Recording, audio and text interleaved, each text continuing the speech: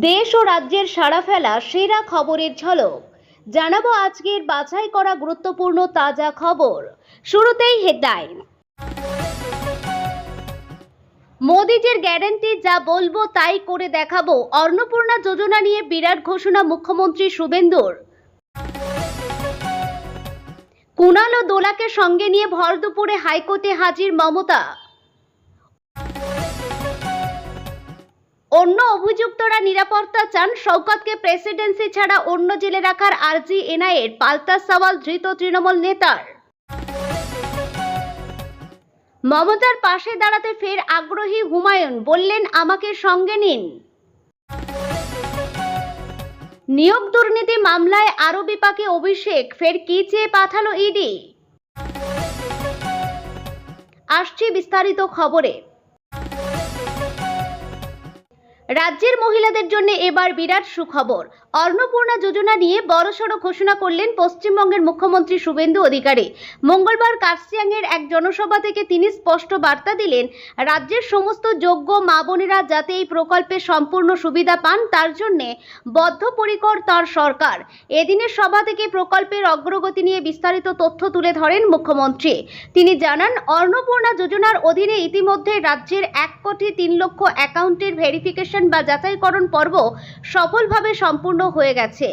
বাড়ি বাড়ি যাবেন বিধায়করা, যাদের নাম এখনো তালিকায় ওঠেনি বা যাচাইকরণ বাকি রয়েছে তাদের আশ্বস্ত করে মুখ্যমন্ত্রী বলেন, আমাদের দলের বিধায়করা রাজ্যের সমস্ত গ্রাম ও ওয়ার্ডে যাবেন। বাংলার প্রতিটি দিদি এবং বোনেরা যাতে মোদিজির এই গ্যারান্টি সুবিধা পান তা তারাই নিশ্চিত করবেন। যা বলবো তাই করব। জনসভা থেকে আত্মবিশ্বাসের সুরে মুখ্যমন্ত্রী শুভেন্দু অধিকারী আরও জানান, তাঁর সরকার প্রতিশ্রুতি পালনে পিছুপা হবে না। দীপ্ত কণ্ঠে তিনি বলেন, আমি যা বলবো ভেবেচিন্তেই বলবো, আর যা বলবো সেই কাজই আমি করে দেখাবো। আমার সরকার করবে, বিজেপির সরকার করবে। অন্নপূর্ণা যোজনা নিয়ে মুখ্যমন্ত্রী এই দৃঢ় বার্তার পর রাজ্যের মহিলাদের মধ্যে নতুন করে বিপুল উন্মাদনা তৈরি হয়েছে। পাশাপাশি তাঁর এই বক্তব্য রাজনৈতিক মহলেও বেশ তাৎপর্যপূর্ণ বলে মনে করা হচ্ছে। প্রাক্তন মুখ্যমন্ত্রী মমতা বন্দ্যোপাধ্যায় মঙ্গলবার দুপুরে কুণাল ঘোষ ও দোলা সেনকে সঙ্গে নিয়ে হাইকোর্টে পৌঁছে যান মমতা। কোনো আগাম বার্তা ছাড়াই তিনি পৌঁছে যান এদিন। গাড়ি থেকে নেমে সোজা চলে যান ভিতরে। সংবাদ মাধ্যমের সামনে কোনো কথা বলেননি তিনি। বিধানসভা ভোটের ফল প্রকাশের পর ভোট পরবর্তী অশান্তির মামলায় সওয়াল করতে হাইকোর্টে গিয়েছিলেন প্রাক্তন মুখ্যমন্ত্রী, আর এবার গেলেন ফলাফল নিয়ে মামলা করতে। জানা গেছে, বিধানসভা নির্বাচনে ভবানীপুর কেন্দ্রের ফলাফলকে চ্যালেঞ্জ করে মামলা করতে এদিন আদালতে গিয়েছিলেন তিনি। 2026-এ ভবানীপুর কেন্দ্রে শুভেন্দু অধিকারীর কাছে হেরে যান মমতা বন্দ্যোপাধ্যায়। প্রায় 15,000 ভোটের মার্জিনে পরাজিত হন তিনি। ওই কেন্দ্র থেকে 105 ভোটের ব্যবধানে জয়ী হয়ে মুখ্যমন্ত্রী হন শুভেন্দু অধিকারী।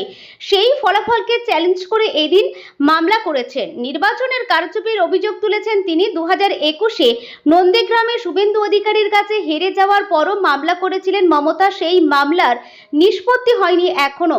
আর এবার ফল প্রকাশের পর মমতা বারবার বলেছেন, আমি হারিনি। মুখ্যমন্ত্রী পদে ইস্তফাও দেননি তিনি। এবার সরাসরি মামলা করলেন মমতা। পুনরায় গণনার নির্দেশ দিতে পারে আদালত। গণনার দিন কোনো কারচুপি হয়েছে বলে মনে হলে যে কোনো প্রার্থী মামলা করতে পারেন। সেক্ষেত্রে আদালত প্রথমে ইভিএম সংরক্ষণের নির্দেশ দিতে পারে। ফল প্রকাশের 45 দিনের মধ্যে পুনরায় গণনার নির্দেশও দিতে পারে আদালত। এই মামলায় কি হয় সেটাই দেখার। গণনার দিন কোনো কারচুপি হয়েছে বলে মনে হলে যে কোনো প্রার্থী মামলা করতে পারে। সেক্ষেত্রে আদালত প্রথমে ইভিএম সংরক্ষণের নির্দেশ দিতে পারে। ফল প্রকাশের 45 দিনের মধ্যে পুনরায় গণনার নির্দেশও দিতে পারে আদালত। এই মামলায় কি হয় সেটাই দেখার। দক্ষিণ 24 পরগনার ভাঙড়ে বোমা বিস্ফোরণ মামলায় চার্জশিট পেশ করেছে এনআইএ। দক্ষিণ বামুনিয়ায় বিস্ফোরণের মামলা হাতে নেওয়ার 87 দিনের মাথায় 65 পাতার চার্জশিট জমা দেওয়া হয়েছে। চার্জশিটের নাম রয়েছে প্রাক্তন বিধায়ক এবং 2026 সালে ভাঙড়ের তৃণমূল প্রার্থী শওকতেরও। এনআইএর হাতে গ্রেপ্তার হয়েছেন তৃণমূলের প্রাক্তন বিধায়ক শওকত মোল্লা। শওকত মোল্লা অত্যন্ত প্রভাবশালী ভাঙড় বিস্ফোরণ মামলায় ধৃত অন্য অভিযুক্তদের নিরাপত্তার খাতিরে প্রেসিডেন্সি ছাড়া অন্য কোনো সংশোধনাগারে রাখা হোক ধৃত তৃণমূল নেতাকে। মঙ্গলবার আদালতের সামনে এমনই আর্জি রাখল জাতীয় তদন্তকারী সংস্থা। তাদের এই দাবি এবং অভিযোগ উড়িয়ে দিয়েছেন ধৃতের আইনজীবী। তার অভিযোগ গোটাটাই উদ্দেশ্যপ্রণোদিতভাবে করা হচ্ছে। মঙ্গলবার দক্ষিণ চব্বিশ পরগনার ভাঙড়ে বোমা বিস্ফোরণ মামলায় চার্জশিট পেশ করেছে এনআইএ। দক্ষিণ বামুনিয়া বিস্ফোরণের মামলা হাতে নেওয়ার 87 দিনের মাথায় 65 পাতার চার্জশিট জমা দেওয়া হয়েছে। চার্জশিটের নাম রয়েছে প্রাক্তন বিধায়ক এবং 2026 সালে ভাঙড়ের তৃণমূল প্রার্থী শওকতেরও। এছাড়া ধৃত অহিদুল ইসলাম মোল্লা এবং রহমত আলী মোল্লার বিরুদ্ধে চার্জশিট জমা পড়েছে। বিস্ফোরক আইনে মামলা রুজু হয়েছে সকলের বিরুদ্ধে। মঙ্গলবার কলকাতা নগর দায়রা আদালতে এনআইএ দাবি করেছে পরিকল্পনা মাফিক এই বিস্ফোরণ ঘটানো হয়েছে। গত মার্চ মাসে দক্ষিণ বামুনিয়া গ্রামে বোমা বিস্ফোরণের পরে গ্রেপ্তার হন অহিদুল। বিজয়গঞ্জ বাজার এলাকায় ওই বাসিন্দাকে অন্যতম ষড়যন্ত্রী বলে এর আগেই উল্লেখ করেছিল এনআইএ।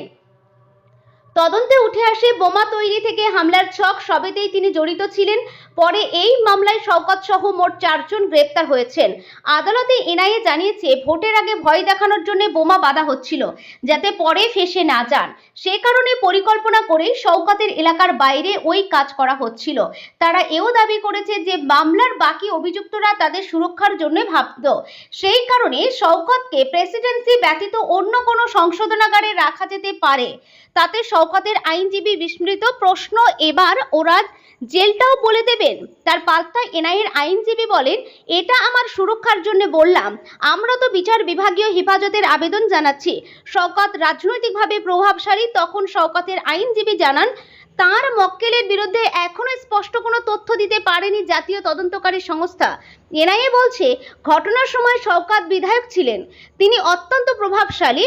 উনি যেহেতু বিধায়ক ছিলেন সেজন্য তার নামে অভিযোগ করার সাহস পাননি কেউ। স্থানীয়রা থানাতেও তার নাম বলেননি।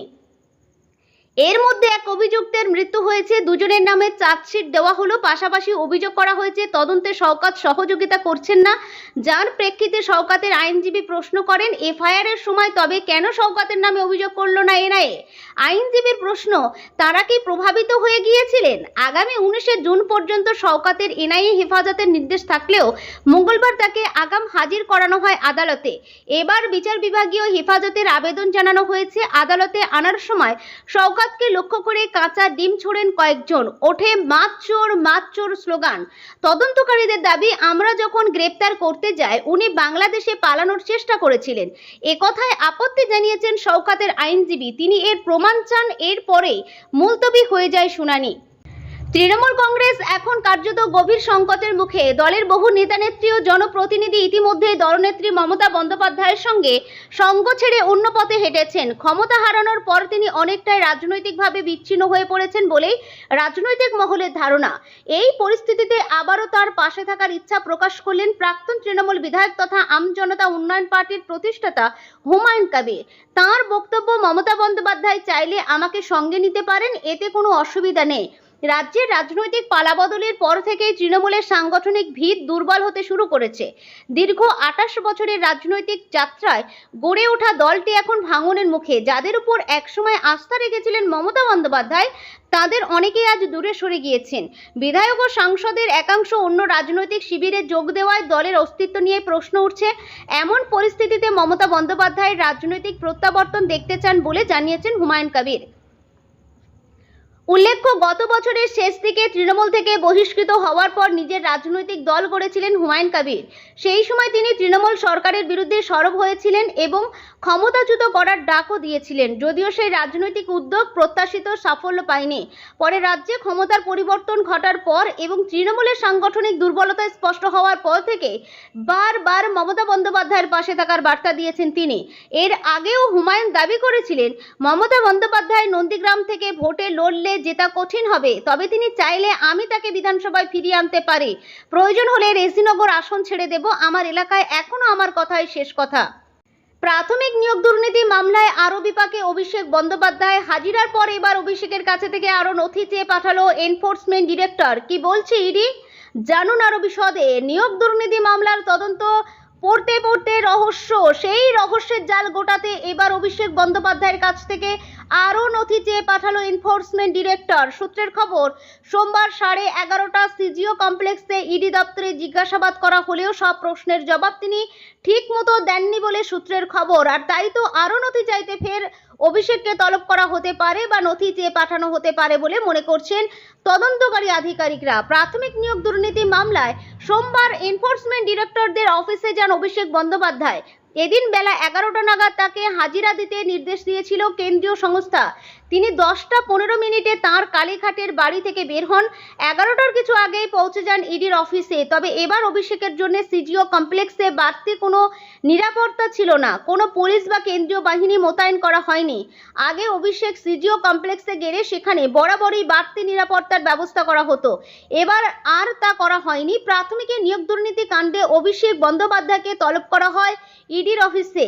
অডিওকে জৈনিক কাকুর গলায় শোনা গিয়েছিল অভিষেক বন্দ্যোপাধ্যায়ের নাম। লিভস অ্যান্ড বাউন্স কোম্পানির সিইও হিসাবে অভিষেককে তলব করে ইডি।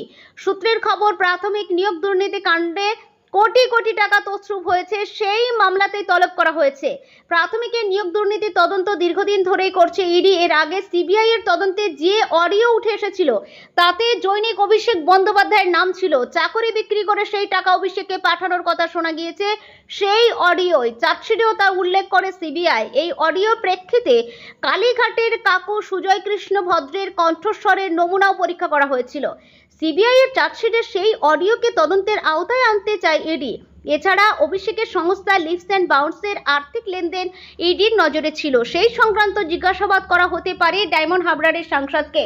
তা নিয়ে এর আগেও ইডি জিজ্ঞাসাবাদ করেছে অভিষেককে।